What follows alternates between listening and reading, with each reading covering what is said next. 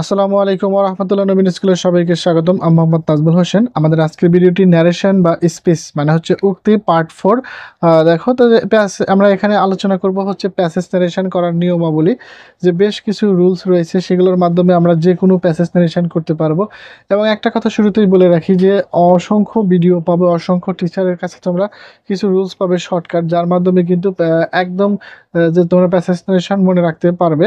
আমিও এই ভিডিওর পরে আমি বেশ কিছু শর্টকাট নিয়ম দেব। তবে আমি মনে করি যে অবশ্যই তোমরা যদি বিস্তারিত নিয়ম পড়ো তাহলে শর্টকাট আরও ভালো বুঝতে পারবে এবং যে কোনো অ্যাডমিশন পরীক্ষায়, যে কোনো জব সলিউশন পরীক্ষায় অবশ্যই সমাধান ভালো করতে পারবে এই বিষয়ে।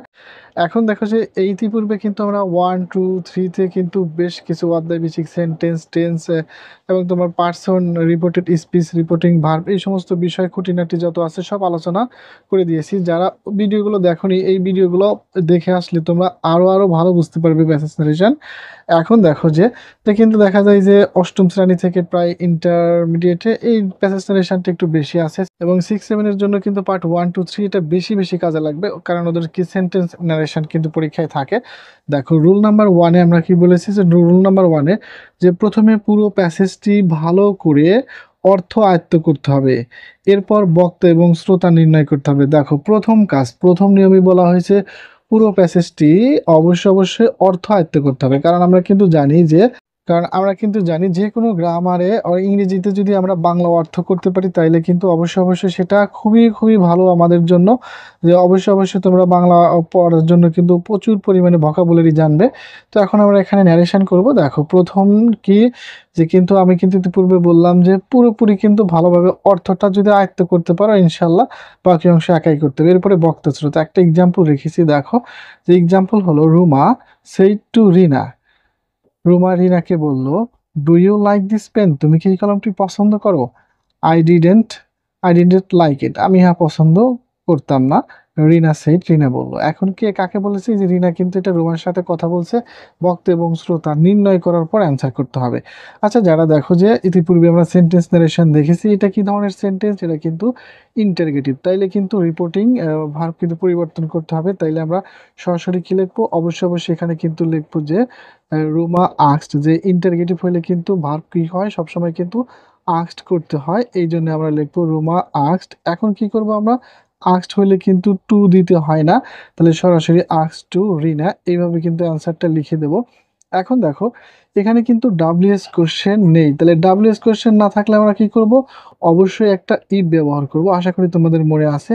এরপরে দেখো ইউ কোন পার্সন? ইউ কিন্তু সেকেন্ড পার্সন। কাকে অনুসরণ করবে? রিনাকে। তাইলে আমরা কি লিখবো? রিনা থেকে সি। অনেক বইতে কিন্তু এইভাবে অ্যান্সারটা লেখা আছে যে রিনা থেকে আমরা সি ব্যবহার করেছি। এরপরে দেখো এটা কোন টেন্সে আছে? অবশ্যই এটা প্রেজেন্ট ইনডেফিনিট টেন্সে আছে, তাহলে পাস্ট ইনডেফিনিটে করতে হবে। তাহলে সি লাইকড, কারণ এখানে কিন্তু প্রশ্নবোধক এটা উঠে যাবে। সরাসরি কি হবে? যে liked that pen, like that pen, যে এই কলমটি সে পছন্দ করে কিনা, ঠিক এইভাবে কিন্তু অ্যান্সারটা করতে হবে। এরপরে দেখো যে এখন আমরা কিন্তু বলেছিলাম যে রিপোর্টিং ভার্ব কিন্তু সেটা শেষেও থাকতে পারে, আর ন্যারেশন করার সময় সেটা কি করতে হবে? প্রথমে আনতে হবে। তাহলে এখন দেখো আই ডিডেন্ট লাইক ইট, যে আমি এটা পছন্দ করি, এটা কিন্তু অ্যাসার্টিভে বলা হয়েছে। তাহলে এখানে সেইডি রাখতে পারি অথবা লিখতে পারি যে রিপ্লাইড দ্যাট, এইভাবে কিন্তু অ্যান্সারটা করে দিব। দেখো যে রিনা এইভাবে রিপ্লাইড দ্যাট, আর ইপিএলআইইডি, রিপ্লাইড। যেহেতু এটা অ্যাসার্টিভ সেন্টেন্স তাহলে কিন্তু অবশ্যই আমরা একটা দ্যাট ব্যবহার করব, দ্যাট। এরপরে কি করবো? দেখো আই ফার্স্ট পার্সন কাকে অনুসরণ করবো? অবশ্যই রিনা। রিনা থেকে কি হবে? অবশ্যই এখানে সি হবে। দেখো এটা কোন টেন্সে আছে? Past indefinite. পাস্ট ইনডেফিনিট থাকলে কি হয়?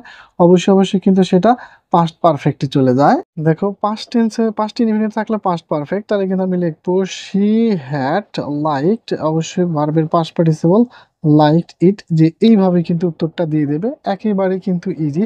যে প্রথমে কি করতে হবে? বক্তা এবং শ্রোতা নির্ণয় করবো এবং অর্থটা আয়ত্ত করব।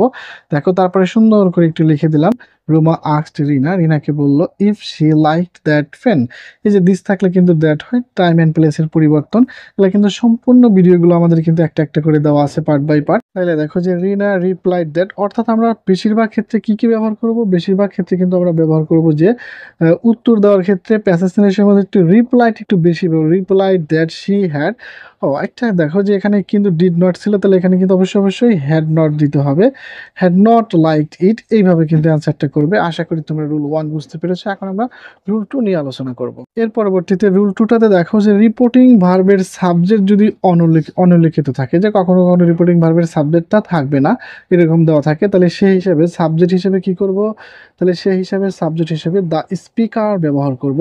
আর যদি অবজেক্ট না থাকে, অবজেক্ট হিসাবে কি ব্যবহার করব, দ্য পারসন স্পোকেন টু।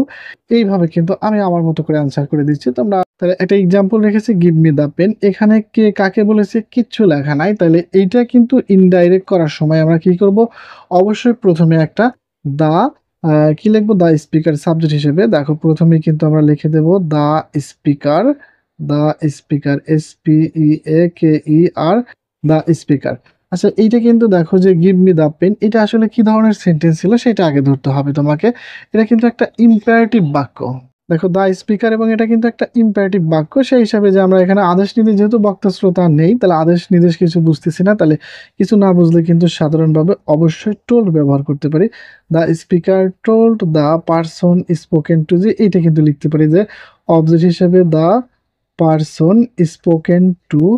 এইভাবে কিন্তু আমরা ব্যবহার করে দেব স্পোকেন টু। আর এই দেখো স্পোকেন টু লেখার কারণ যে এখানে কিন্তু টু, যে ইম্পারেটিভ উঠে যায় কিন্তু টু হয়, এবং তারপরে ভার্বের প্রেজেন্ট ফর্ম যা আছে তাই হয়। এরপরে আমরা কি লিখবো, গিভ। দেখো এখানে কি রয়েছে, গিভ মি রয়েছে, তাহলে মি থেকে ফার্স্ট পারসন, তাহলে দা স্পিকারকে, এখন দা স্পিকার সেটা পুরুষ বা মহিলা যেটাই লিখতে পারে, তাহলে আমি পুরুষ হিসাবে কিন্তু এখানে বসে দিলাম। যেখানে যেখানে পারসন সেখানে সেখানে কিন্তু পরিবর্তন, তাহলে কিন্তু সেক্ষেত্রে আমি কি লিখতে পারি যে গিভ হিম দ্য পেন। এইভাবে কিন্তু অ্যান্সারটা করতে পারি। দেখো বক্তা এবং শ্রোতা না থাকলে প্রথমে the speaker told the person spoken to give him the pen, এইভাবে কিন্তু অ্যান্সারটা করে দেবে। আমরা কিন্তু পার্ট বাই পার্ট একটু রুলগুলো আলোচনা করব। মাত্র 10টা রুল দেবো, 10টা রুলের সাহায্যে আশা করি তোমরা যে পুরো প্যাসেজ নারেশনটি করতে পারো। এছাড়াও কিন্তু আমরা অবশ্যই যে তোমাদের ক্লাস ভিত্তিক যে সরাসরি বোর্ড কোশ্চেন নিয়ে এসএসসির জন্য এসএসসি এবং এইচএসসির জন্য এইচএসসিদের আলাদা আলাদা বোর্ড কোশ্চেন প্র্যাকটিস ক্লাস করাবো। এরপরে দেখো রুল 3তে রয়েছে যে ইন্টারোগেটিভ কোনো সেন্টেন্সের উত্তরের ক্ষেত্রে ইয়েস বা নো হয়, তবে সেক্ষেত্রে রিপ্লাইড ইন দ্য অ্যাফার্মেটিভ কথাটি ব্যবহার করতে হয়। এবং যদি ইয়েস থাকে, ইয়েসের জন্য রিপ্লাইড ইন দ্য অ্যাফার্মেটিভ ব্যবহার করবে, আর যদি নো থাকে রিপ্লাইড ইন দ্য নেগেটিভ লেখা হয়। দেখো তাইলে আমরা একটা এক্সাম্পল রেখেছি। এক্সাম্পল হলো রুমা সেড টু রিনা, রিনাকে বললো have you done your homework, তুমি কি তোমার বাড়ির কাজ করেছো? Rina said no I haven't, আমি করি নাই। তাহলে এইখানে কিন্তু দেখো প্রথমে বক্তা এবং শ্রোতা নির্ণয় করো। রুমা রিনাকে বললো, এটাও কিন্তু একটা ইন্টারগেটিভ বাক্য, তাইলে অবশ্যই আমরা কি লিখবো, রুমা আস্কড রিনা, এইভাবে কিন্তু লিখে দেব। রুমা আস্কড, অবশ্যই ইন্টারগেটিভ হওয়ার কারণে কিন্তু যে প্রথমে কিন্তু সেন্টেন্স থাকলে, ইন্টারগেটিভ সেন্টেন্স থাকার কারণে আস্কড হলো, এবং আস্কড বসলে কিন্তু টু উঠে যায় রিনা। এরপরে দেখো এখানে কিন্তু ডাব্লিউএস কোশ্চেন নাই, আবারও নাই, তাহলে আবারও কি ব্যবহার করবো, অবশ্যই ইফ ব্যবহার করব। তাহলে ইফ ব্যবহার করার পর এইবার দেখো সাবজেক্ট ইউ সেকেন্ড পার্সন কাকে অনুসরণ করে, রিনাকে, তাহলে আবারও কিন্তু সি হবে। এইবার দেখো কোন টেন্সে আছে, এখানে কিন্তু প্রেজেন্ট পারফেক্ট, তাহলে অবশ্যই পাস্ট পারফেক্ট, তাহলে কিন্তু আমরা লিখবো হ্যাড। হ্যাডের পরে কি হয়, ভার্বের পাস্ট পার্টিসিপল, কারণ তো হ্যাভের পরে ভার্বের পাস্ট পার্টিসিপল দেওয়া রয়েছে, তাহলে হ্যাডের পরেও তাহলে কি লিখবো আমরা, ডান। এইখানে দেখো পার্সন ইউর রয়েছে, ইউর কোন পার্সন, অবশ্যই সেকেন্ড পার্সন, কাকে অনুসরণ করবে, অবশ্যই রিনাকে। তাহলে এখন দেখো রিনা যেহেতু মেয়ে মানুষ, তাহলে পসেসিভ কি যা আছে, তাহলে সি, হার, তাহলে এখানে কিন্তু অবশ্যই হার হোমওয়ার্ক, এইভাবে একটু লিখে দেবে হার হোমওয়ার্ক। এরপরে দেখো আমরা আরো কিছু অ্যান্সার লিখবো। এরপরে দেখো যে বলা হয়েছে রিনা সেড নো, এখানে দেখো এই যে নো আছে, তাহলে কিন্তু অবশ্যই আমরা লিখবো Rina replied in the negative, এইভাবে একটু Rina replied, REPLIED, replied in the negative, replied in the NEGATIVE, replied in the negative. আচ্ছা এইটা দেখো কোন কোন বাক্যে আছে, এটা কিন্তু অ্যাসার্টিভে আছে, তাহলে রিনা রিপ্লাইড ইন দ্য নেগেটিভ। এরপর অবশ্যই একটা দ্যাট বসাবো, দ্যাট। এরপরে দেখো এখানে কি আছে, আই ফার্স্ট পার্সন, কাকে অনুসরণ করবে, রিনাকে, রিনা থেকে কি হবে, অবশ্যই সি হবে। তা দেখো কোন টেন্সে রয়েছে, প্রেজেন্ট পারফেক্ট, তাহলে কিন্তু আমি অবশ্যই পাস্ট পারফেক্ট লিখবো। তাইলে দেখো দ্যাট শি হ্যাড নট, তাহলে এই দিয়ে কিন্তু অ্যান্সার, এইভাবে কিন্তু অ্যান্সার করতে হবে। যে যখনই তোমরা দেখবে ইন্টারগেটিভের ক্ষেত্রে ইয়েস অথবা নো আছে, ইয়েস অথবা নো থাকার কারণে আমি আবার উত্তরটা বলছি, রুমা আস্কড রিনা, রিনাকে বললো if she had done her homework, সে তার বাড়ির কাজ করেছিল কিনা। এরপর Rina replied in the negative, সে উত্তর দিল না বোধক, দ্যাট শি হ্যাড নট, সে এই কাজটি করে নাই। ঠিক এইভাবে কিন্তু অ্যান্সারটি বসাইতে হবে। আশা করি তোমরা বুঝতে পেরেছো। এখন আমরা চতুর্থ রুল আলোচনা করব। দেখো 4 নম্বর রুলে কি রয়েছে যে ইন্টারোগেটিভ কোনো সেন্টেন্সের উত্তরে ডাইরেক্ট স্পিচ সংক্ষিপ্ত যদি দেওয়া থাকে তাহলে সাথে ইনডাইরেক্টলি কিন্তু সেটা পূর্ণ করে লিখতে হবে। এইটা একটু মনে রেখো যে হি সেইড টু মি, সে আমাকে বলল, হোয়াট আর ইউ ডুইং, তুমি কি করছো। আই সেইড নাথিং, আমি উত্তরে বললাম কিছু না। এই যে সংক্ষিপ্ত উত্তর দিয়েছি, তাহলে এই ক্ষেত্রে কিন্তু অ্যান্সার করার সময় কি লিখবো, তাহলে অবশ্যই এটা কিন্তু দেখো আবার ইন্টারোগেটিভে, তাহলে অবশ্যই কি লিখবো, হি আস্কড মি। কারণ কি আমরা জানি যে ইন্টারোগেটিভ হলে একমাত্র রিপোর্টিং ভার্ব কিন্তু আস্কড হয়। হি আস্কড মি, এইভাবে একটু লিখে দেবে, হি আস্কড মি। এখানে দেখো ডাব্লিউএস কোশ্চেন রয়েছে, তাহলে হট রয়েছে, হটই কিন্তু ব্যবহার করব। ইউ সেকেন্ড পারসন কাকে অনুসরণ করবে, তাহলে মিকে, মি থেকে কি হবে আই। এটা কোন টেন্সে আছে দেখো, প্রেজেন্ট কন্টিনিউয়াস টেন্সে, তাহলে অবশ্যই পাস্ট কন্টিনিউয়াস, আয়ের সাথে কি হয় অজ হয়, পাস্ট কন্টিনিউয়াস টেন্স হবে। আই ওয়াজ ডুইং, এটাই কিন্তু উত্তর। এরপরে দেখো যে পরবর্তী অংশ, আই সেইড নাথিং, এটা কিন্তু অ্যাসার্টিভে বলা হয়েছে। পরবর্তী অংশ কি উত্তর করব, তাহলে কিন্তু অবশ্যই এখানে লিখবো আমরা আই সেইড, সেইড আছে সেইডই কিন্তু লিখে দেবো।